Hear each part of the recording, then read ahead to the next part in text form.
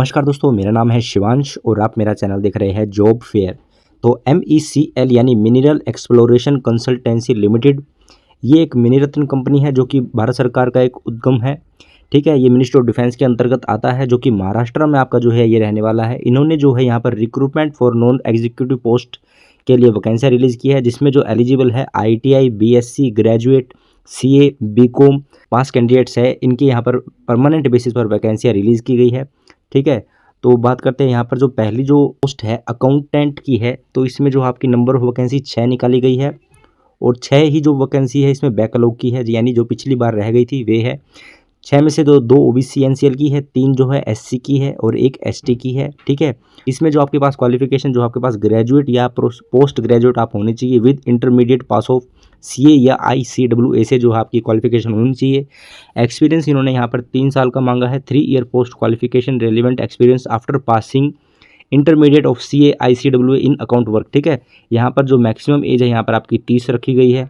Salary जो है इसमें आपको 22,900 से 55,900 के बीच जो है आपकी यहाँ पर सैलरी बन जाएगी। ठीक है, अब बात कर लेते हैं दूसरी पोस्ट की। तो हिंदी ट्रांसलेटर जो है आपकी दूसरी पोस्ट रहने वाली है। इसमें सेम वही आपका जो है स्केल पे आपका यही रहेगा 22,900 से 55,900। बैकलॉग की इसमें एक वैकेंसी पहले की है जो कि एक OBC NCL के लिए है। इसमें जो आपकी क्वालिफिकेशन है पोस्ट ग्रेजुएट इन हिंदी और दूसरा Hindi and English are subject at graduate level. Desirable qualification knowledge of Hindi English typing on computer में आपको जो है ये होनी चाहिए। एक्सपीरियंस 3 साल का यहाँ पर मांगा गया है। Post qualification experience of translation from English to Hindi and vice versa including technical articles. Desirable क्या experience, journalist experience in a technical journal and knowledge of computer. ठीक है, ये आपकी जो है यहाँ पर एक्सपीरियंस होना चाहिए आपका। 30 साल जो है इसमें भी आपकी मैक्सिमम एज मांगी गई है। बात करते हैं तीसरी पोस्ट की। तो यहाँ पर तीसरी पोस्ट है टेक्नीशियन सर्वे ड्राफ्टमैन की, जो कि ITI वालों के लिए है। ठीक है, आपकी जो है ITI जो है आपकी इन सर्वे और ड्राफ्टमैनशिप में होनी चाहिए। वैकेंसी जो है यहाँ पर 15 निकाली गई है, जिसमें 11 जो है फ्रेश वैकेंसी है जो अब निकली है। उनमें 8 जनरल की है, 1 OBC की है NCL की, 1 SC की और 1 EWS की। बैकलॉग की जो पिछली बार रह गई थी वो 4 पोस्ट है, जिसमें 2 OBC NCL है, 1 SC और 1 ST की पोस्ट है। ठीक है, इसमें आपके पास जो आपका एक्सपीरियंस होना चाहिए 3 साल का आपका पास एक्सपीरियंस होना चाहिए। Post qualification relevant experience in survey और ड्राफ्टमैन, एक में इनमें से किसी एक में आपके पास जो है एक्सपीरियंस 3 साल का होना चाहिए। ठीक है, यहाँ पर मैक्सिमम एज आपकी 30 मांगी गई है। ITI के लिए जो यहाँ पर सैलरी है 20,200 से लेके 49,300 के बीच जो आपकी यहाँ पर सैलरी रहेगी पर मंथ की। दूसरी जो है आपकी पोस्ट है टेक्नीशियन सैम्पलिंग की है, आपकी यहाँ पर स्केल पे जो है 20,200 से 49,300 के बीच है। इसमें 2 पोस्ट निकाली गई है, दोनों ही जो है बैकलॉग की है, 1 ST की है और 1 OBC NCL reserve for ex serviceman वालों के लिए। इसमें आपकी क्वालिफिकेशन BSc जो है आपके पास यहाँ पर होनी चाहिए। 3 साल का यहाँ पर post qualification relevant experience of drill core या माइन सैम्पलिंग में जो आपका एक्सपीरियंस होना चाहिए। 30 साल यहाँ पर आपकी जो है मैक्सिमम एज रहने वाली है। 5वीं जो है यहाँ पर टेक्नीशियन लेबोरेटरी की है। ठीक है, इसमें आपका वही स्केल पे रहेगा।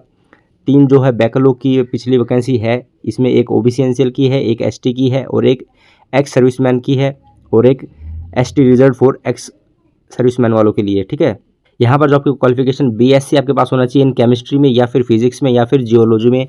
यहाँ पर एक्सपीरियंस 3 साल का पोस्ट क्वालिफिकेशन रेलिवेंट एक्सपीरियंस आपसे मांगा गया है। इन केमिकल में हो या फिर पेट्रोलॉजिकल में हो या मिनरलोजिकल और सिमिलर लेबोरेटरीज में आपका जो है एक्सपीरियंस होना चाहिए। 30 साल यहाँ पर आपके मैक्सिमम एज मांगी गई है।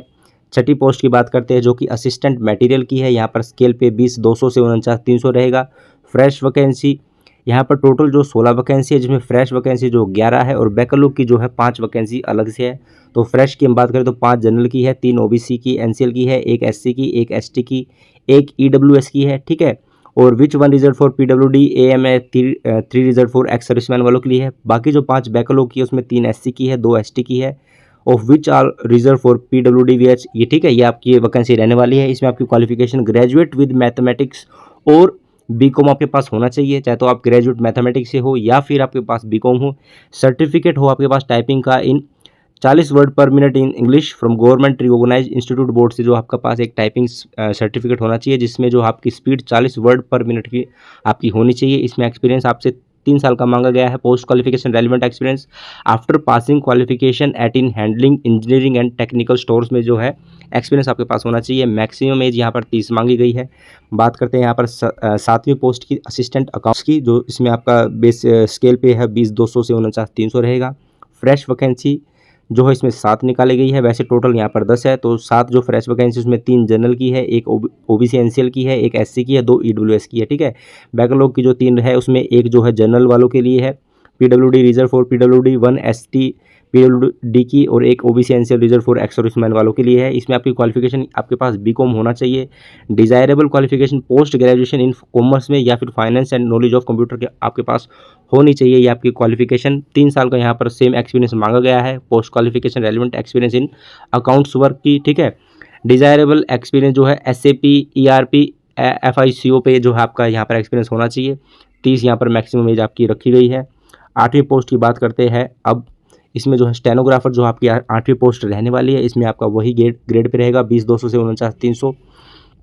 चारों ही जो पोस्ट निकाली गई वो बैकलॉग की जो पिछली बार रह गई थी वे है, 3 ओबीसी एनसीएल की, एक एसटी की, 1 रिजर्व फॉर पीडब्ल्यूडी वालों के लिए और 3 रिजर्व फॉर एक्स सर्विसमैन वालों के लिए है। इसमें आपकी qualification graduate in stream, certificate in both shorthand with 80 word per minute and typing with 40 word per minute in English from government recognize institute से आपके पास जो आपका टाइपिंग स्पीड का जो सर्टिफिकेट होना चाहिए आपके पास। डिजायरेबल नॉलेज ऑफ हिंदी और टाइपिंग, हिंदी की जो है टाइपिंग की जो आपको नॉलेज होनी चाहिए, ये इसमें मांगी है। 3 साल का यहाँ पर पोस्ट क्वालिफिकेशन रेलिवेंट एक्सपीरियंस आपसे मांगा गया है after passing certificate in shorthand and typing as a stenographer, ठीक है। यहाँ पर मैक्सिमम एज यहाँ पर आपसे 30 मांगी गई है, ठीक है। बात करते हैं 9वीं पोस्ट की, तो 9वीं पोस्ट जो है असिस्टेंट हिंदी की, ये जो है 9वीं पोस्ट रहने वाली है। ग्रेड पे इसमें 20,200 से 49,300 रहेगा। एक ही इसमें वैकेंसी है वो भी बैकलॉग की, वो एससी की जो है रहने वाली है। इसमें आपकी जो क्वालिफिकेशन ग्रेजुएट जो है आप हिंदी या इंग्लिश एज सब्जेक्ट आप के पास होना चाहिए ग्रेजुएशन में, और degree in English and having passed equivalent examination in advance Hindi. और जो तीसरा जो है आपके पास क्वालिफिकेशन सर्टिफिकेट आपके पास होना चाहिए टाइपिंग का विद 30 वर्ड पर मिनट इन हिंदी में फ्रॉम गवर्नमेंट रिकॉग्नाइज इंस्टीट्यूट से होना चाहिए वो टाइपिंग जो आपके पास सर्टिफिकेट है इन हिंदी में। डिजायरेबल क्वालिफिकेशन क्या आपकी होनी चाहिए, post graduate degree in Hindi, preferable typing speed जो आपकी 40 word per minute in English में होनी चाहिए ऑन कंप्यूटर के ऊपर, ठीक है। यहाँ पर जो आपके एक्सपीरियंस मांगा गया है 3 साल का मांगा गया है। लगभग सारी ही पोस्टों पे यहाँ पर 3 साल का एक्सपीरियंस मांगा गया है, ठीक है। तो जो एक्सपीरियंस इनके पास है वही इस फॉर्म को डाले, ठीक है, क्योंकि वही यहाँ पर एलिजिबल हो पाएंगे। 3 year post qualification experience of working as office assistant in Hindi in reputed company, public या प्राइवेट और ऑर्गेनाइजेशन कहीं से भी आपने किया हो तो 3 साल का आपके पास एक्सपीरियंस होना चाहिए, ठीक है। 30 यहाँ पर मैक्सिमम एज मांगी गई है। बात करते हैं यहाँ पर 10वीं पोस्ट की।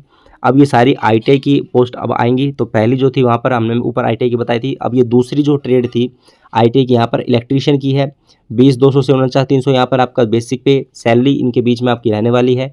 एक ही पोस्ट है जो बैकलॉग की थी, वो भी एक OBC NCL reserve for ex serviceman वालों के लिए है, ठीक है। आपकी जो आईटीआई है जो है इलेक्ट्रीशियन में होनी चाहिए, ठीक है। वैलिड वायरमैन सर्टिफिकेट आपके पास होना चाहिए। 3 साल का एक्सपीरियंस मांगा गया है। Post qualification relevant experience after passing wireman certificate in electrical wiring, repairs of electrical machinery, power generation, power transmission, power distribution, ये जो आपके पास यहाँ पर एक्सपीरियंस होना चाहिए इनके अंदर जो आपने काम किया हो, ठीक है। तो मैक्सिमम एज यहाँ पर 30 मांगी गई है। आईटीआई की जो है तीसरी जो पोस्ट है मशीनिस्ट की है, यानी आईटीआई की जो आपने मशीनिस्ट में कर रखी हो, ठीक है। यहाँ पर फ्रेश वैकेंसी 5 निकाली गई है, जिसमें 4 जो है एक जनरल की है, एक ओबीसी एनसीएल की है, एक एससी की है और एक एसटी की है। बाकी जो बची एक वो बैकलॉग की थी, पहले वाली जो एसटी वालों के लिए रहने वाली है। इसमें आपका वही ग्रेड पे रहेगा 20,200 से 49,300। मैट्रिकुलेशन 10वीं और इक्विवेलेंट आपके पास होना चाहिए with ITI certificate in Turner में हो या फिर मशीनिस्ट में हो या फिर ग्राइंडर में हो या फिर मिलर ट्रेड में हो। इन्हीं 4-5 ट्रेड में अगर आपने आईटीआई कर रखे तो आप यहाँ पर मशीनिस्ट पोस्ट के लिए जो है यहाँ पर एलिजिबल हो जाओगे। यहाँ पर आपका 3 साल का पोस्ट क्वालिफिकेशन रेलिवेंट एक्सपीरियंस मांगा गया है आफ्टर पासिंग आईटीआई के बाद का इन workshop in field of machinist और रिलेटेड ट्रेड्स में, ठीक है। मैक्सिमम एज यहाँ पर 30 मांगी गई है। बात करते हैं टेक्नीशियन ड्रिलिंग के लिए, तो यहाँ पर आपका वही ग्रेड पे रहेगा। बैकलॉग की जो है 12 पोस्ट पहले की है, इसमें 4 जो है ओबीसी एनसीएल की है, 4 एससी की है, 4 एसटी की है, और ये जो 12 जो टोटल पोस्ट है एक्स सर्विसमैन वालों के लिए रिजर्व्ड है, ठीक है। तो यहाँ पर आपके पास जो है मैट्रिकुलेशन और इक्विवेलेंट आपके पास होना चाहिए। IT certificate in mechanic, earth moving machinery, diesel mechanic, motor mechanic, fitter trade में आपके पास यहाँ पर आईटी होनी चाहिए, तो आप इस पोस्ट के लिए एलिजिबल हो जाओगे। और साथ में यहाँ पर 3 साल का एक्सपीरियंस आपके पास होना चाहिए, ठीक है, आफ्टर आईटीआई के बाद का इन ड्रिलिंग ट्रेड के अंदर, ठीक है। 30 यहाँ पर मैक्सिमम एज मांगी गई है। बात करते हैं यहाँ पर मैकेनिक की, तो यहाँ पर वही ग्रेड पे रहेगा। एक बैकलॉग की है, वो भी एक ओबीसी एनसीएल के लिए है। मैट्रिकुलेशन और equivalent with ITI certificate in diesel या फिर मोटर मैकेनिक या फिर फिटर ट्रेड से आपके पास आईटीआई होनी चाहिए। 3 साल का एक्सपीरियंस मांगा गया है आफ्टर आईटीआई के बाद का, इन डीजल मैकेनिक में या फिर मोटर मैकेनिक में या फिर फिटर ट्रेड से। 30 यहाँ पर मैक्सिमम एज मांगी गई है, ठीक है। बात करते हैं जो मैकेनिक कम ऑपरेटर डीलिंग के लिए, तो यहाँ पर वही ग्रेड पे रहेगा। फ्रेश वैकेंसी 25 निकाली गई है, जिसमें 8 जनरल की है, 6 ओबीसी एनसीएल की है, 4 एससी की है, 2 एसटी की है, 5 ईडब्ल्यूएस की, 3 वो रिजर्व फॉर एक्स सर्विसमैन वालों के लिए रहेगी। क्वालिफिकेशन जो है यहाँ पर आपके पास मैट्रिकुलेट और इक्विवेलेंट विद आईटीआई सर्टिफिकेट होना चाहिए। Mechanic, earth moving machinery, EMM, diesel mechanic, motor mechanic, fitter trade, इनमें जो है आपकी आईटीआई होनी चाहिए। 3 साल का एक्सपीरियंस मांगा गया है, ठीक है। आफ्टर आईटीआई के बाद का ही आपका एक्सपीरियंस होना चाहिए। किसमें? Trade dealing trade after ITI certificate, diesel motor mechanic, fitter trade, dealing trade, इनमें जो आपका एक्सपीरियंस होना चाहिए। 30 यहाँ पर मैक्सिमम एज मांगी गई है।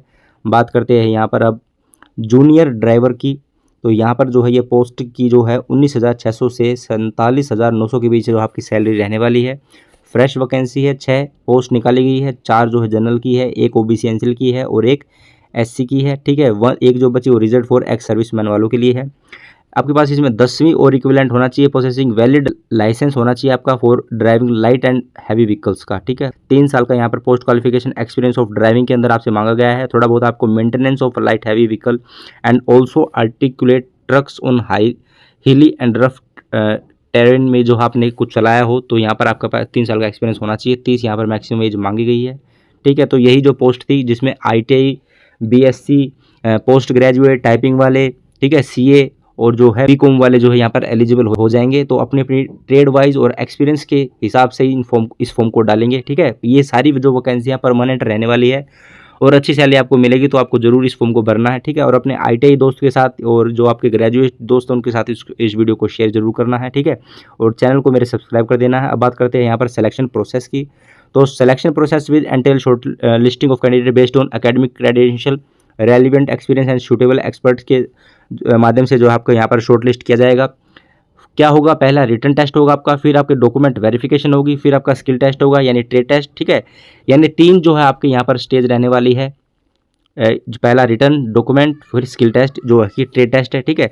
उसके बाद ही जो है आपकी यहाँ पर फाइनल जो है ज्वाइनिंग हो जाएगी। All the test will be conducted at Nagpur city. जो भी टेस्ट होंगे वो नागपुर में ही होगी यानी मुंबई में ही, ठीक है। कट ऑफ जो मार्क्स यहाँ पर जाएगी, जो जनरल ओबीसी डब्ल्यूएस की यहाँ पर 50% जाएगी, एससी एसटी की यहाँ पर 45%, पीडब्ल्यू की विद रिलैक्स स्टैंडर्ड एज पर एक्सटेंड गवर्नमेंट गाइडलाइंस के हिसाब से, ठीक है। बात करते हैं यहाँ पर रिलैक्सेशन की, तो रिलैक्सेशन एज पर रूल आपको यहाँ पर मिल जाएंगे, जैसे कि यहाँ पर इन्होंने बताया है। एससी एसटी के लिए यहाँ पर जो है 5 साल के लिए आपको रिलैक्सेशन मिल जाएगा। ओबीसी नॉन क्रीमी लेयर के यहाँ पर 3 साल के लिए आपको यहाँ पर एज रिलैक्सेशन मिल जाएगा। सबसे बड़ी बात है, एक ये मिनी रत्न कंपनी है, प्लस में यहाँ पर जो है अलाउंस बहुत सारे आपको मिल जाएंगे और यहाँ पर आपको सैलरी भी अच्छी मिलेगी और सबसे यहाँ पर जो है परमानेंट वैकेंसियां रिलीज की गई है। तो यही कुछ था आपका MECL का फॉर्म, तो जरूर इस फॉर्म को डालें। करता हूँ मेरे द्वारा दी गई जानकारी आपको अच्छी लगी होगी तो मेरी इस वीडियो को लाइक कीजिए, अपने दोस्तों के साथ शेयर कीजिए। चैनल पर नए हो तो मेरे इस चैनल जॉब फेयर को सब्सक्राइब कीजिए ताकि गवर्नमेंट और प्राइवेट जॉब की रेगुलरली अपडेट आपको मिल सके। तो थैंक यू एवरीवन।